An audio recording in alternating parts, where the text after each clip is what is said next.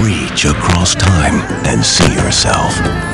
You stand tall against terrifying enemies.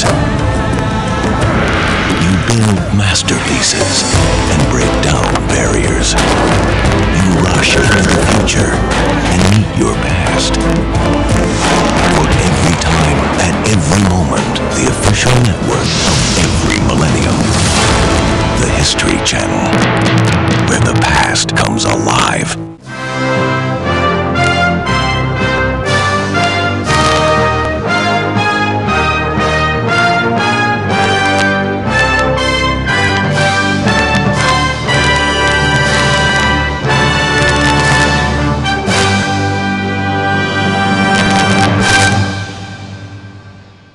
Hispanics. In 1950, they represented about 1% of the U.S. population.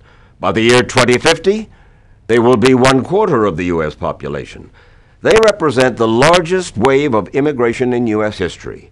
They're from Spain and Puerto Rico, Central and South America, the Dominican Republic, Cuba, 21 different nationalities, in fact. Among the most successful, the Cubans, who settled mainly in the Miami area. Few cities have been changed as much by immigration in the last 40 years as Miami. But for all the color Cuban culture has brought Miami, one issue remains clearly defined in black and white. Fidel Castro. Most of the million Cuban Americans in South Florida fled Castro, arriving with little but their hate for him. And none hated him more than the early refugees, well-to-do Cubans who stood to lose everything as a result of Castro's communist revolution.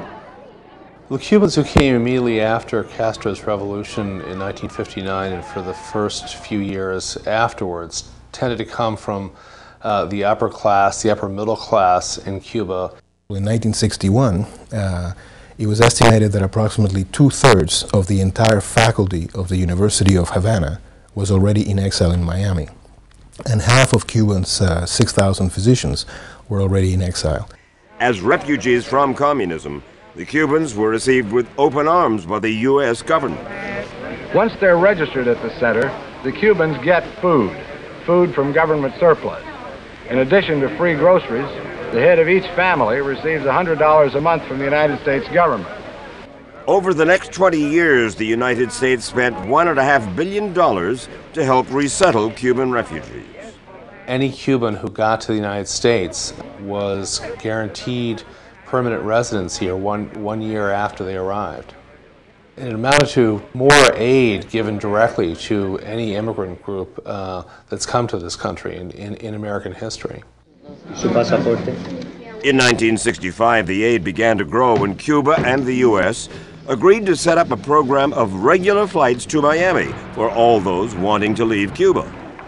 Before they ended in 1973, the so-called freedom flights had brought more than 200,000 Cubans to Miami. ¿Por qué ha venido usted aquí? Why have you come here? 5 years ago, her husband came, this young lady said, and I've always wanted to come here, to come and be with him, to come here to this country of liberty. When the first wave of Cubans arrived, Miami was ailing. Competition from the Caribbean had eaten away at its tourist trade. Whites were abandoning the inner city for the suburbs, so the Cubans moved in and went to work. And by the 1970s, they had remade an area of downtown Miami into what came to be known as Little Havana. If the Cubans brought their culture, their music, their coffee and food, their way of life to Miami, they also brought prosperity.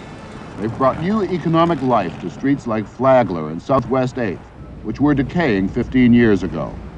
A defunct German restaurant becomes a thriving Cuban one.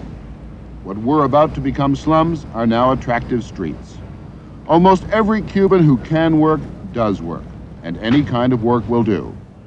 The tourist industry, the most important in the area, could not function without them. The giant hotels along Miami Beach and in Key Biscayne are staffed largely by Cubans. Maybe not at the front desk, but certainly in the patios and dining rooms and kitchens and service halls.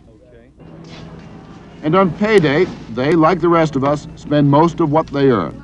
But they spend it inside the Cuban community. And that has created a whole new economic enterprise in Miami, the Cuban business that succeeds by selling to other Cubans. Because the Cubans couldn't go back, and because they couldn't send money back to the island, all the money stayed there. They had to invest it in their own community. While the Cubans were developing Little Havana, the city of Miami was transforming itself into a financial and commercial gateway to Latin America. The Cubans were there, they had the skills, they had the language, they had the knowledge of the culture, and they basically rode the economy up as it grew in Miami. By the mid-70s, the number of Cubans in Miami had risen to 52% of the city's population, and their influence could be seen and heard everywhere. There are 6 all-Spanish radio stations in Greater Miami and 1 all-Spanish television station. All the major television stations run some programs, at least partly in Spanish, and they have their own newspapers. English is rarely heard on a street corner here.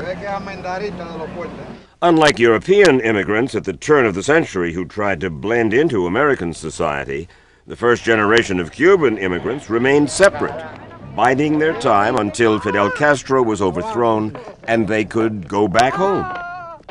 We no longer want to be a melting pot. Carl Degler, historian, said, are we going to be a salad bowl instead of a melting pot? That is, everybody keeps their own identity. We're all together, but we keep their own identity. And I think you can see that here. Black beans and rice. Black beans and rice. Black beans and rice, or as it would be called in this kitchen, arroz con frijoles. The 2 ingredients mix but do not blend. The rice of the large American community gives the mixture body and substance. The beans, the Cubans, the community within a community give the mixture flavor and color. By the 1980s, Miami had become the 2nd largest Cuban city in the world, and a lot of non-Hispanic residents didn't like that much. Tens of thousands of non-Hispanic whites have fled Dade County, fearful that they must be bilingual to work, to survive. We had the phenomenon of the Anglo exodus. You know, I'm an American. This is America. Why should I have to speak Spanish in order to get a job? So this creates a certain amount of friction. That friction grew worse when Fidel Castro opened the Bay of Mariel to allow more than 100,000 Cuban refugees, some of them hardened criminals, to sail to southern Florida. And Miami police blamed the criminals for the city's soaring murder rate. At the same time, the expense of caring for these new refugees sent costs soaring. The cost of the school system is an extra $1,000 per pupil, money school officials say they don't have.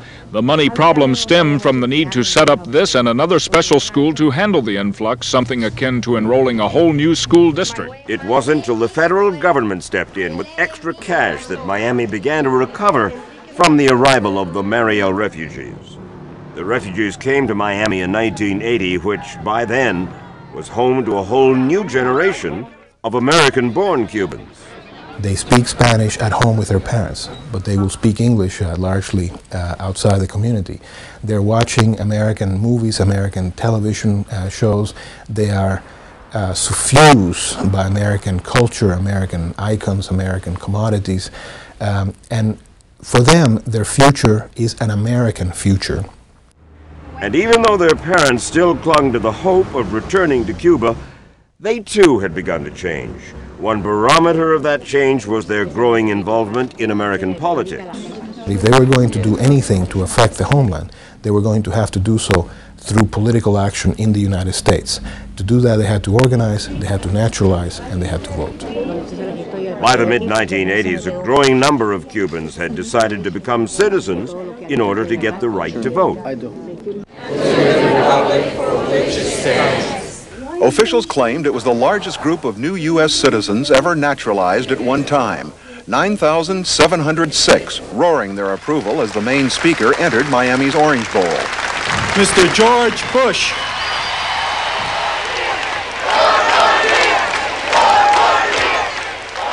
The majority of the new citizens are Cuban Americans.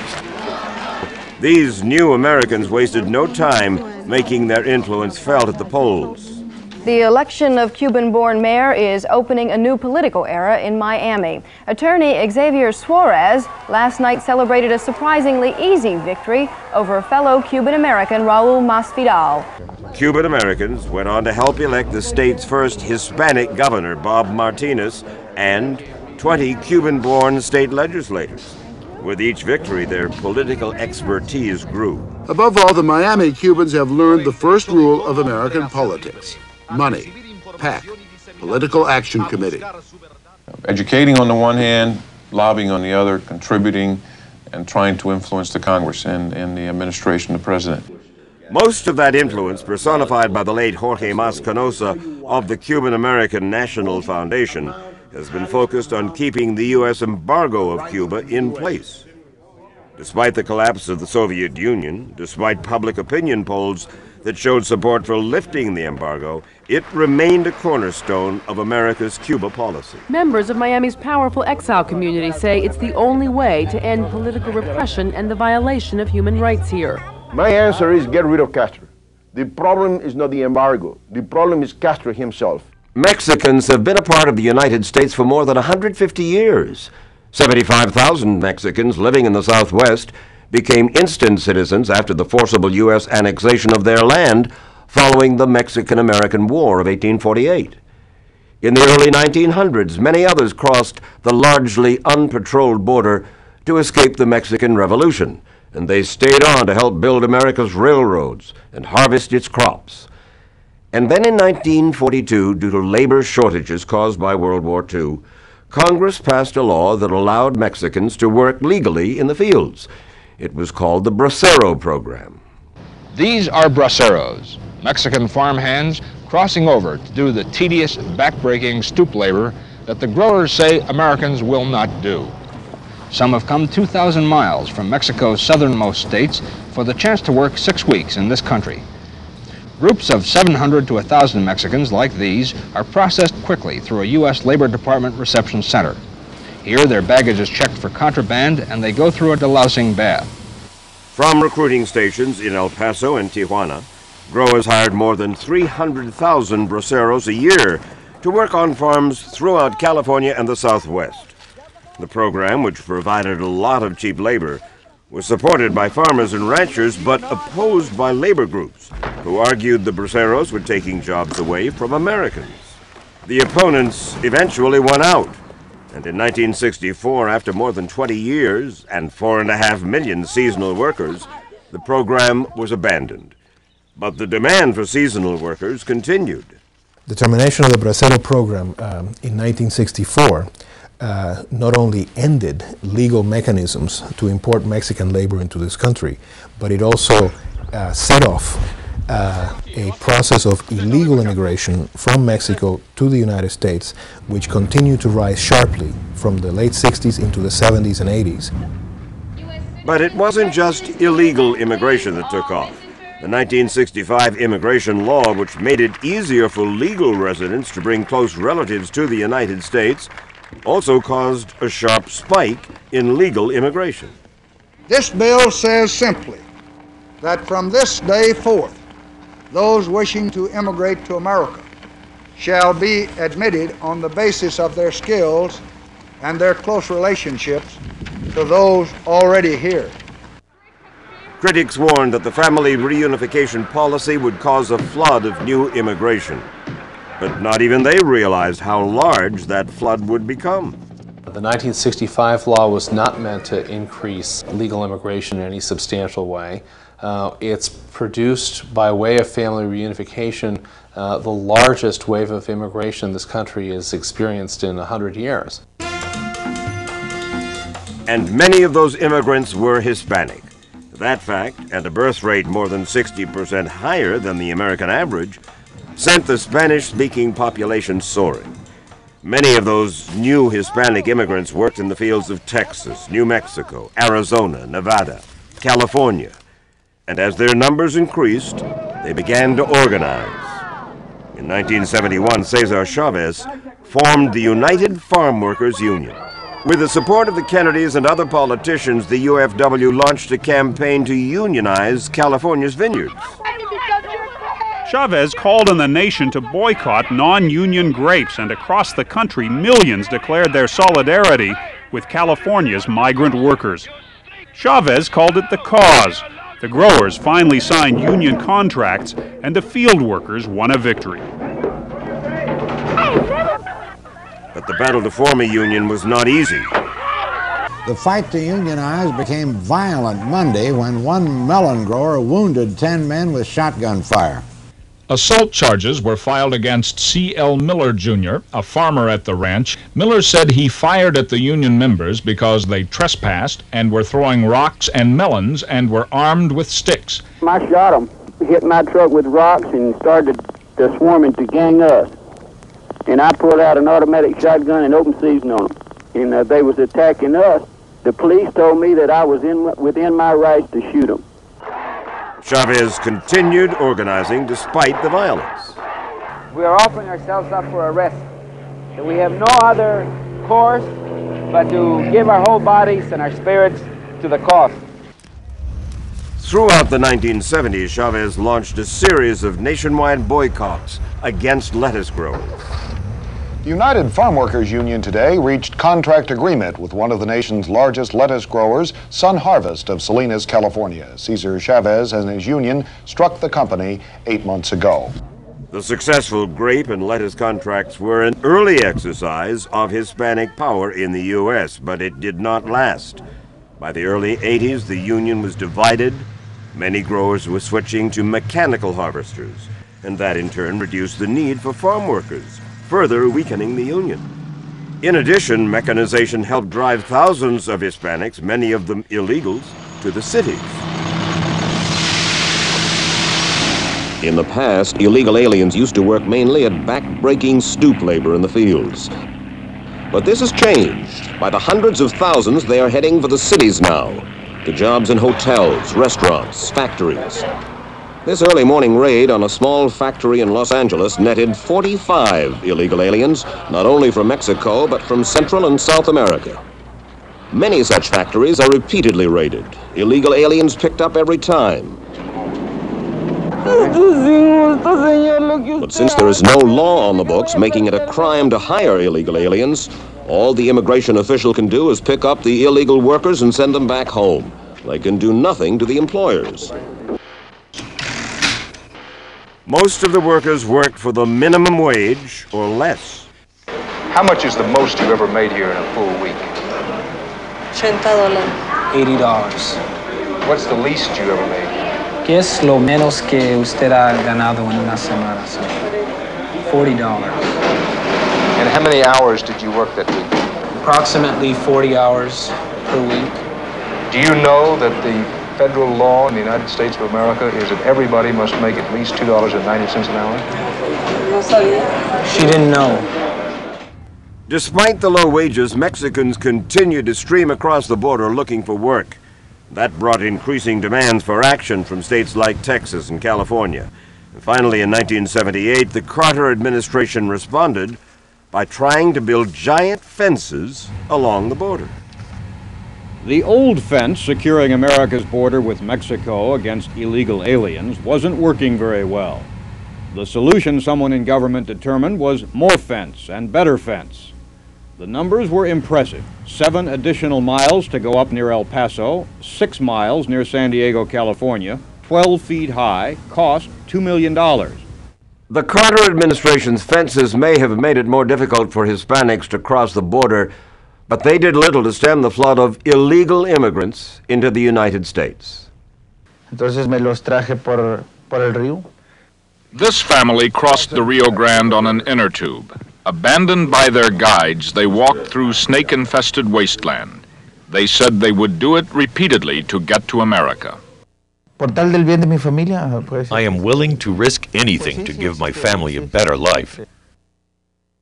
There's always a great fear that somebody will report me to the immigration service, but I'm willing to take this risk because of the better life here in the United States. They came in search of economic opportunity. They also came to escape increasing turmoil in Central America, particularly in Nicaragua and El Salvador. During the 1980s, immigration from Central America more than tripled, and it came from all classes. Pablo Mangalo left behind a medical practice in Nicaragua to become a security guard in Miami. You are a surgeon, you like to make a surgeon and to help the people. But security guard is not your profession. It's too hard you feel bad sometimes. Mangala will continue working as a security guard until he can pass medical exams that will allow him to practice here. He is luckier than many refugees. He has a work permit. Many do not. At Casa Oscar Romero, the shelter in Texas that is run by the Catholic Church, several Central Americans who have entered the U.S. illegally are getting ready to leave. Under cover of darkness, they'll try to make it to a bus station or an airport. From there, their goal is to reach family or a friend or a name on a piece of paper, someone they know who's living somewhere in the United States. Congress argued for 5 years about trying to stem the tide of illegal immigration. Finally, in November of 1986, Congress passed a new immigration law that combined sanctions against employers who knowingly hired illegals with amnesty for illegals already in the country.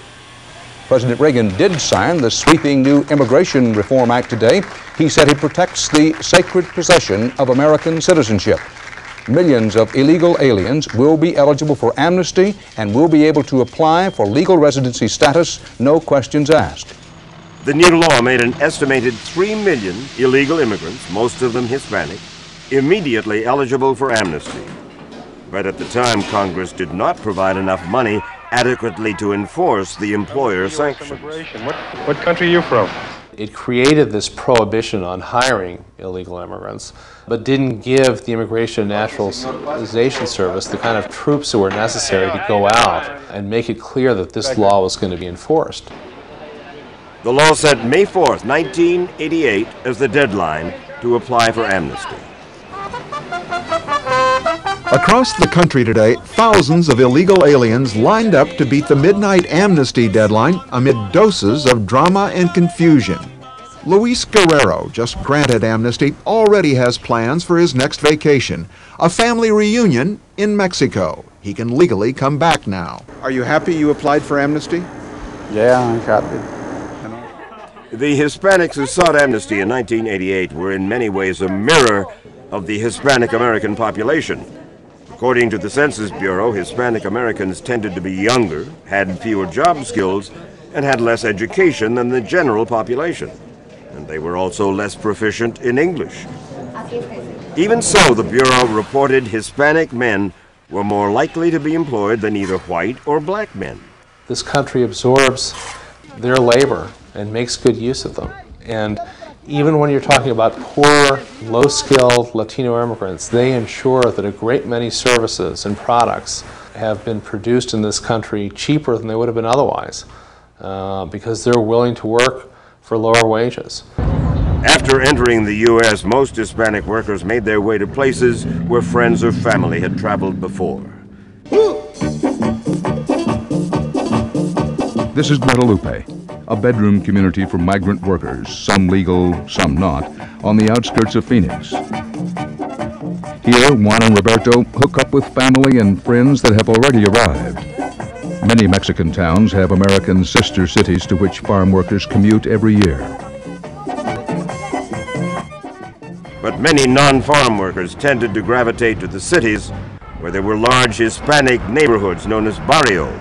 But so long as immigration continues, you will always find that these points of high concentration, Cuban Miami, Dominican New York, Mexican Los Angeles, and so on, will remain magnets that will continue to attract people through the kinds of family connections, friends, networks, social networks. That is what, in the end, immigration is all about. Immigration is a network-driven process.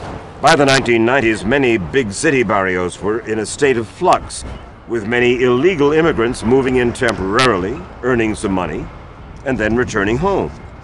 Did you buy anything with the money you made so far? ¿Has comprado algo con el dinero que has ahorrado?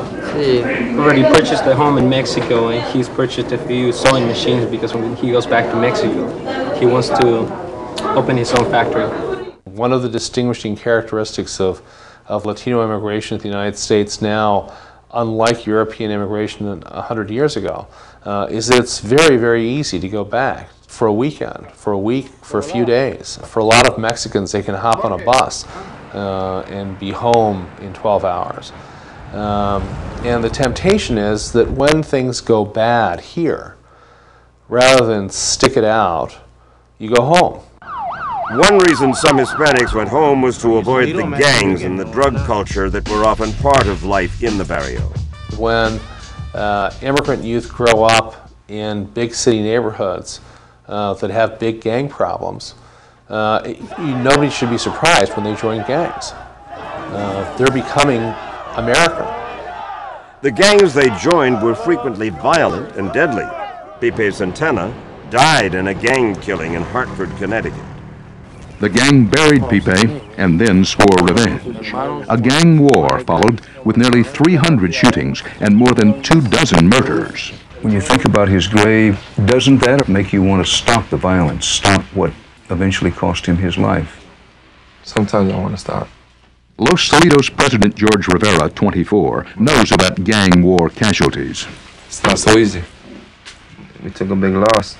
And what about all these shootings that have happened after his death? Were they revenge shootings? Yes. How do you feel about that? It's bad that it happened, but there's no way we can stop it now. For those Hispanic youths who managed to steer clear of gangs, statistics show that many would do better than their parents had. The evidence suggests that between the first adult generation, immigrant, and the second generation of the U.S.-born children, there is a linear movement upward in social and economic status as measured by such indicators as the percent of college graduates in the second generation compared to the first, percent of high school graduates, in the level of income and wages that are being earned, and in the kinds of jobs that they are taking. Jose Sanchez and his family are one example of that kind of success. I told my wife, I think I gone to United States looking for a job and get more money, you know. Sanchez came to the U.S. legally in 1953 as part of the Bracero program. Later, he brought his family here illegally in the middle of the night. I pray to God that they have a luck to nothing happen to them, you know, because we want to get a better life for my children. With money in his pocket and a home called America, Jose began building for the future in the spirit of America. Citizenship was first and then work. 23 years as a butcher.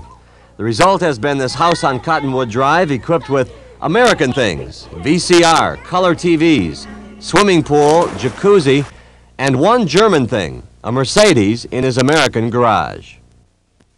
As well as Sanchez did, his children, lawyers, doctors, a chemist, and an aspiring brain surgeon, hoped to do even better.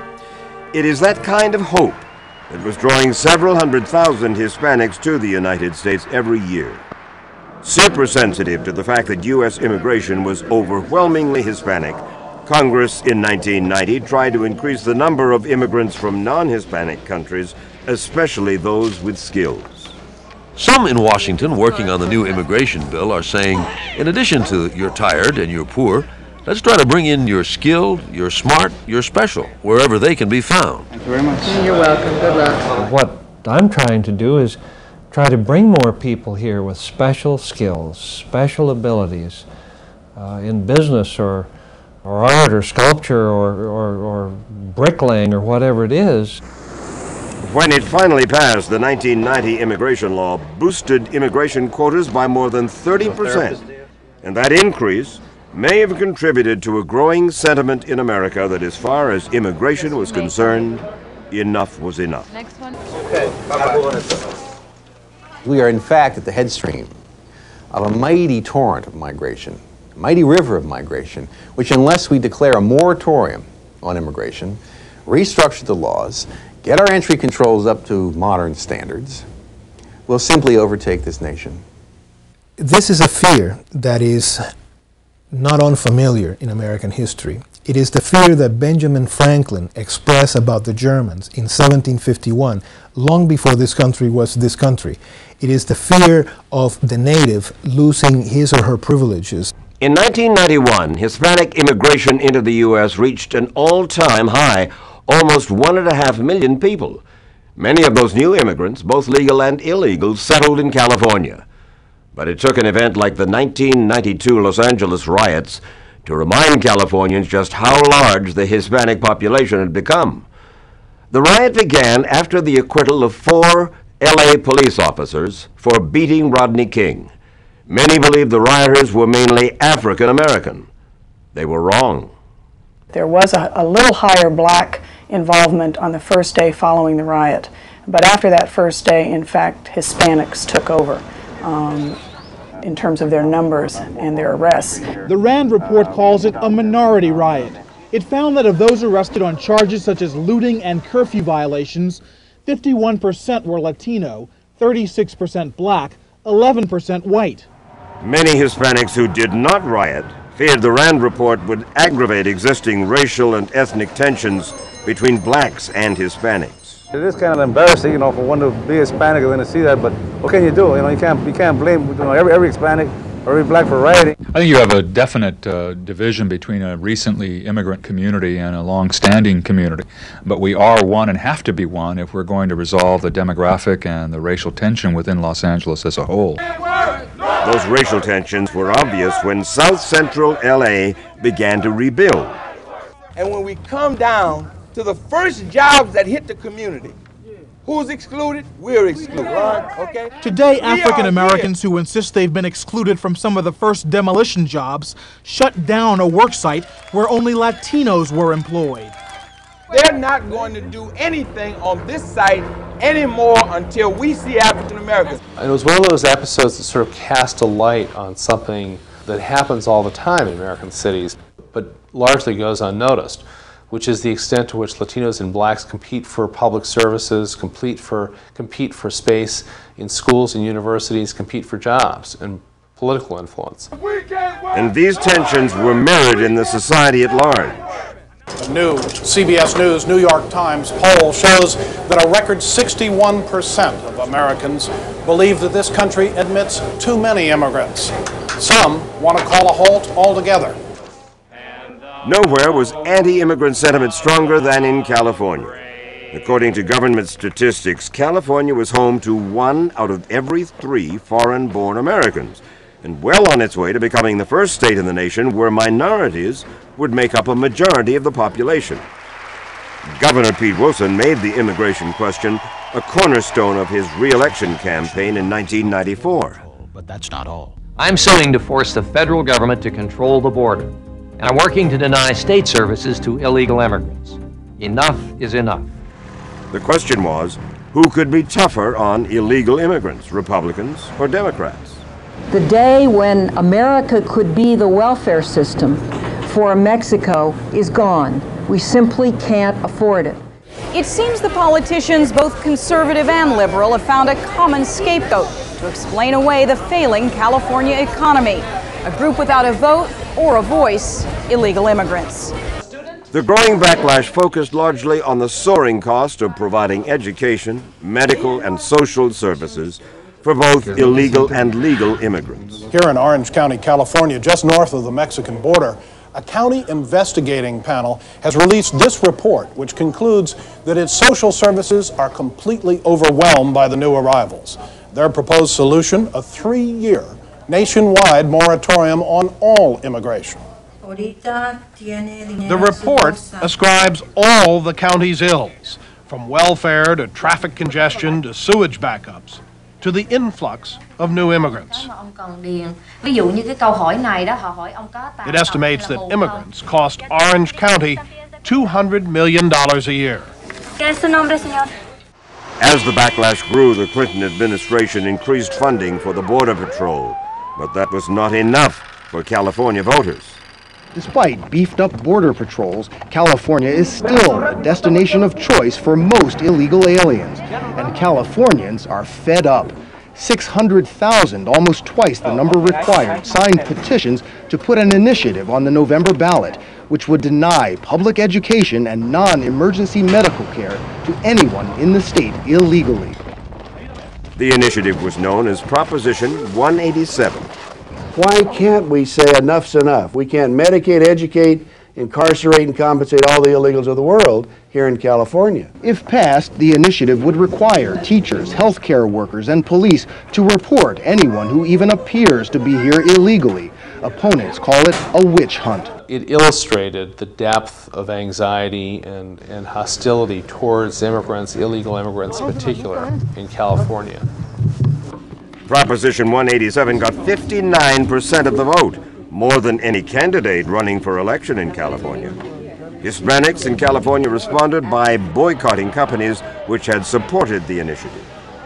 Our boycott is about sending a message to politicians like Governor Wilson and certain companies that they cannot support what we consider racist and xenophobic legislation that turns Latinos into suspects and punishes children and then profits from the work of immigrants. Are you going to vote no on Proposition 209? 2 years later, another ballot initiative in California threatened one of the great legacies of the civil rights struggle, affirmative action, which had increased opportunities for millions of Hispanics as well as for women and other minorities. Proposition 209 sweeps aside 30 years of government programs designed to make up for decades of discrimination. The measure called for a ban on affirmative action programs for women and minorities in state employment and in education. I voted for it. When Dr. Stephen Sloan went to the polls last night, he was casting his vote as one of many victims of affirmative action. A lot of lesser qualified minority candidates who never wound up graduating from medical school were admitted before I was. Proposition 209 passed with 54% of the vote, and the impact was felt almost immediately on California college campuses. The dropping of affirmative action this week returned some of the country's top graduate schools to the lily-white 1960s. At the UC San Diego Medical School, 0 blacks are in the first-year class, last year 3. At the University of California, Berkeley Law School, 1 African-American this year, last year 20. And the fall-off in Hispanic admissions is almost as graphic. Then 2 years later, another ballot initiative targeted bilingual education. And what would a California primary be without hot-button initiatives? The hottest? Proposition 227 would all but end bilingual education in a state with almost 1.5 million non-English speaking students. Hispanic civil rights groups had battled for bilingual education programs for nearly half a century as a remedy for discrimination.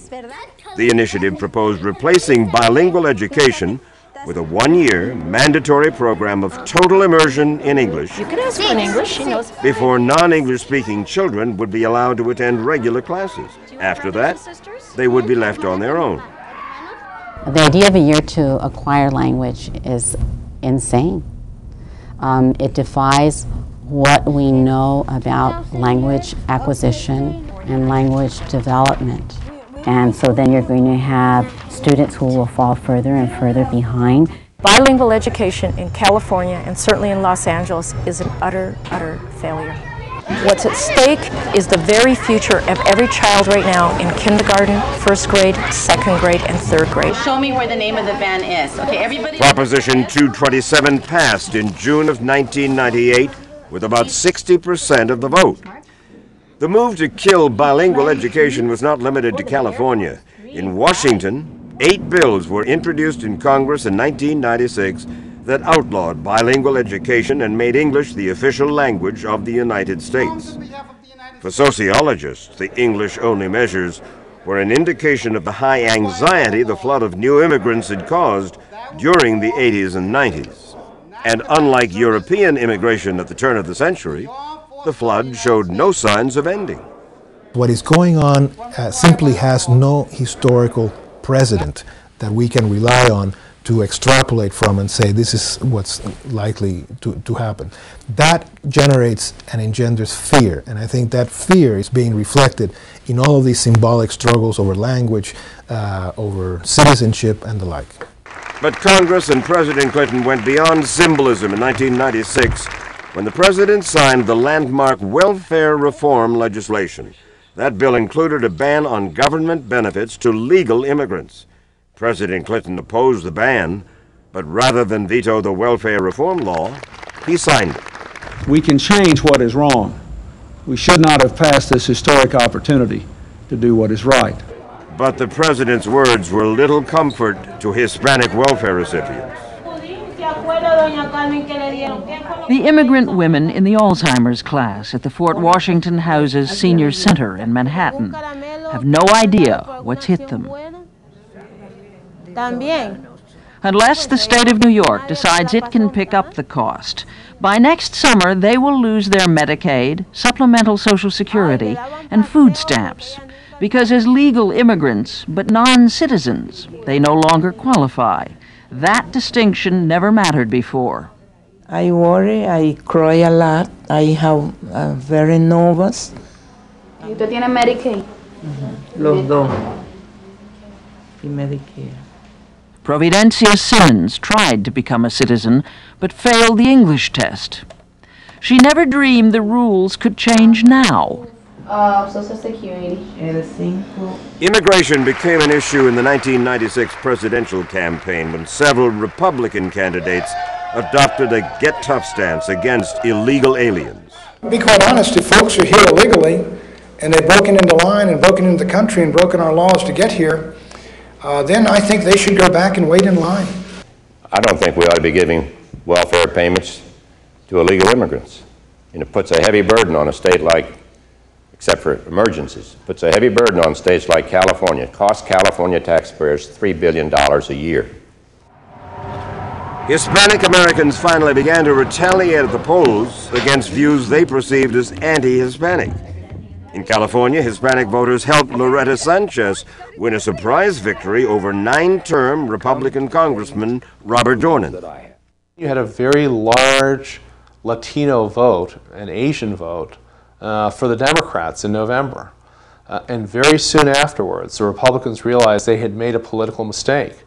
And there were a number of voices raised very prominently in the Republican Party saying we can't risk alienating this entire generation of immigrants.